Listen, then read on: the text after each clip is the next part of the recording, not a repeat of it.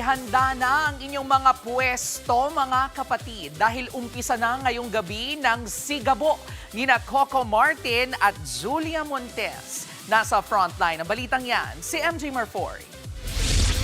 Hawak ni Gabo ang maleta. Ops, teka, hindi yung maleta na iniisip nyo ha. Behind the scenes shoot niya ni Coco Martin para sa highly anticipated primetime comeback niya, ang Sigabo. At ipina-experience yan mismo ni Direk Coco sa News 5. Sinamahan nga natin siya on set sa ginantoang lupa kung saan sinisimulan at tinatapos nila ang trabaho sa isang taimtim na pagdarasal. Gaganap si Coco bilang Sigabo, isang ex-con na may sikretong misyon. Ang treatment namin sa ginagawa namin, pelikula. Hindi na siya yung normal na soap opera or series, hindi.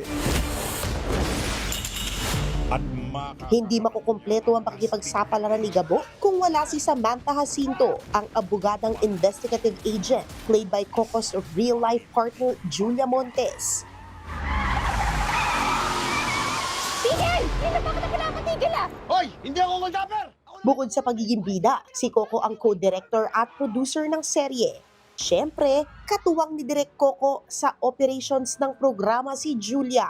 Matsagala. Hindi, kasi sabi ko nga, yun yung gusto kong dream ko na may maitulong naman ako kay ko. Kasi pag umuwi siya from work, kung iisipin pa niya yung mga bagay na kaya naman nang i-unload sa kanya, malaking bagay na rin. Hindi na ako nagmamadaling umuwi. Ini-enjoy na namin yung bawat oras kasi magkasama na kami ngayon. Also starring sa Coco Martin's Sigabo, sina JC Rivera, JM De Guzman, RC Munoz, Sue Ramirez, Jong Hilario, Edu Manzano, Carmi Martin, Chanda Romero, Irma Adlawan, Joey Marquez, at marami pang iba. Ngayong gabi, abangan ang pagbabalik primetime ng hari ng aksyon sa ating henerasyon. Coco Martin sa Sigabo. Mamaya na yan pagkatapos ng Frontline Pilipinas. Dito lang sa TV5. Nagbabalita mula sa Frontline. MJ Marfori, News 5. Mga kapatid, Jervy Wrightson po. Eto na nga. Para sa latest showbiz news at iba pang kay-alaman, mag-follow at mag-subscribe na sa social media pages ng News 5.